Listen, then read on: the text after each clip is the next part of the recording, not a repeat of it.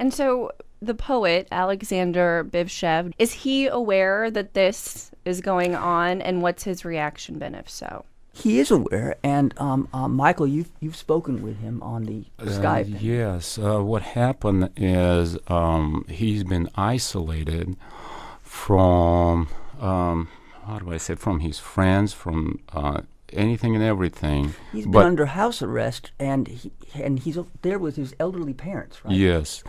They support him. Matter of fact, his mother is Ukrainian. That's how he knows Ukrainian language.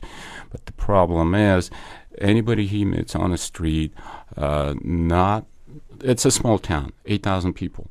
So nobody welcomes him anymore because everybody think he is a public enemy. So everybody's afraid of talking to him. Few people got in trouble just talking to him. So he's been isolated.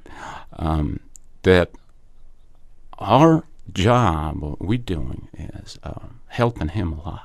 As Americans, we've heard lots about the conflict between Russia and the Ukraine over control of the Crimean Peninsula has been the latest in the news.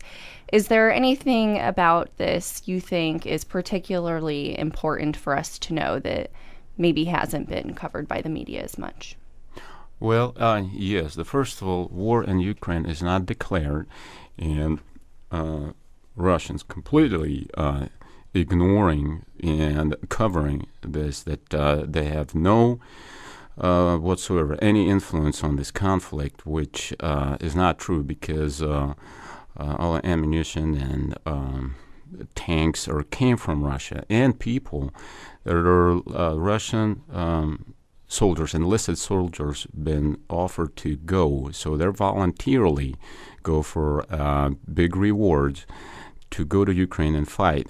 And under some kind of contract, unwritten contract could be, that if they die, their families will get some kind of reward too.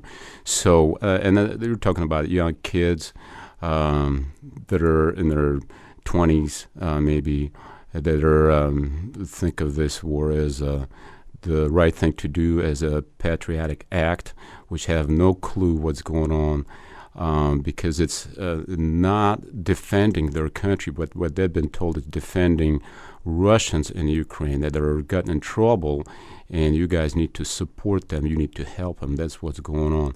But they're going there with no uniforms, no IDs, nothing. Nobody knows who they are.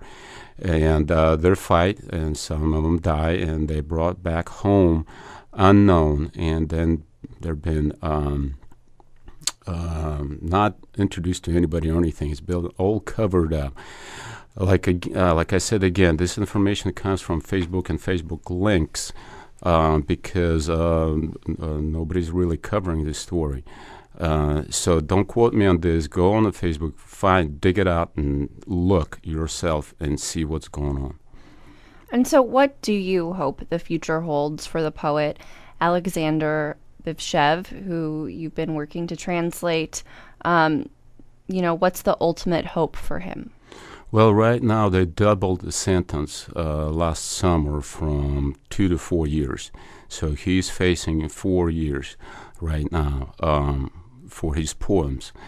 Now, the local judge said that he's guilty. Now, his lawyer is holding appellant papers, or file appellant papers to next big city, which is Orlov, and then they go farther and farther to try to defend Bivshev. And matter of fact, a year ago, on November 21st, Putin said in a Writers Association meeting that nobody in Russia will go to prison for their thoughts or poems or stories. Now we see again a year later is perfect case of the opposite, what he just said a year ago. I hope I get more media, more attention to keep Bывшев out of prison.